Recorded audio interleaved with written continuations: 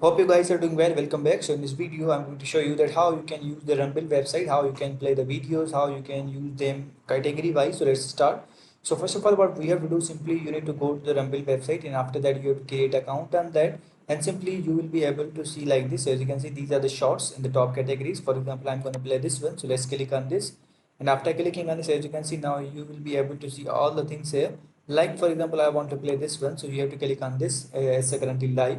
So if you want to play this, we have to click on this. So after clicking on this, as you can see, I'm going to stop this one. So as you can see, now this is the live. If you want to check out this, you can also do that. All the details are provided here, the channel and the likes. If you want to follow this, you have to click on the follow, and now you are following to this channel. So as you can see, if you want to like this, you have to click on this, and if you want to play this again, you can also do that. You have to click on this. 6 points since this happened. Now I'm going to back again, and if you want to play any kind of other video, you can also do that. For example, I'm going to play this one. So let's click on this. So as you can see, now it's here. Now if you want to check out this again, you have to click on the play.